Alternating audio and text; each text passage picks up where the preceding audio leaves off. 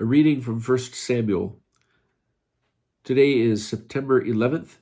Our reading from 1 Samuel is chapter 22. David departed from there and escaped to his cave of Adullam. And when his brothers and all his father's house heard, they joined him down there. Everyone who was in straits and everyone who was in debt and everyone who was desperate joined him, and he became their leader. There were about 400 men with him.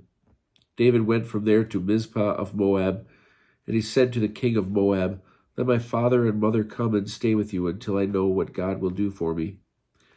So he led them to the king of Moab, and they stayed with him as long as David remained in the stronghold. But the prophet Gad said to David, "Do not stay in the stronghold. Go at once to the territory of Judah." So David left and went to the forest of Hereth. When Saul heard that David and the men were with him had been located, Saul was then in Gibeah, sitting under the tamarisk tree on the height, spear in hand, with all his courtiers and attendants upon him. Saul said to the courtiers standing about him, "Listen, men of Benjamin, will the son of Jesse give fields and vineyards to every one of you? And will he make all of you captains of thousands or captains of hundreds? Is that why all of you have conspired against me? For no one informs me when my own son makes a pact with the son of Jesse. No one is concerned for me, and no one informs me when my own son has set my servant in ambush against me. It is now the case."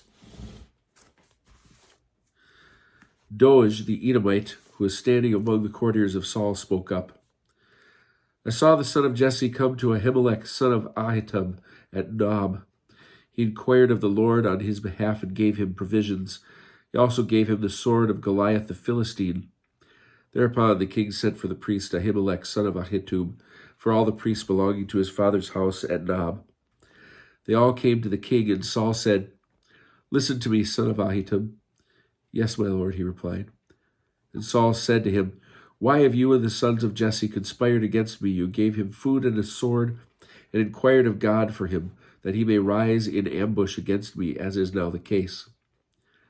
Ahimelech replied to the king, "But who is there among all your courtiers as trusted as David, son-in-law of your majesty, and obedient to your bidding, and esteemed in your household?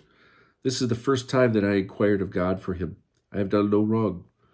Let not your majesty find fault with his servant or with any of my father's house, for your servant knew nothing whatever about all this." But the king said, "You shall die, Ahimelech, you and all your father's house."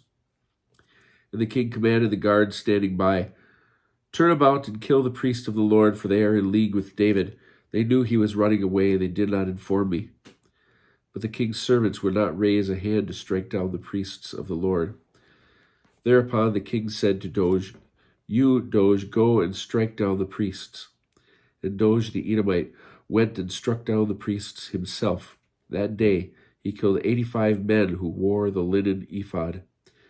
He put Nob, the town of the priests, to the sword, men and women, children and infants, oxen, asses, and sheep, all to the sword. But one son of Ahimelech, son of Ahitub, escaped. His name was Abiathar, and he fled to David. When Abiathar told David that Saul had killed the priest of the Lord, David said to Abiathar, "I knew that day when Doeg the Edomite was there that he would tell Saul, 'I am to blame for all the deaths in your father's house. Stay with me, do not be afraid, for whoever seeks your life must seek my life also. It will be my care to guard you.'"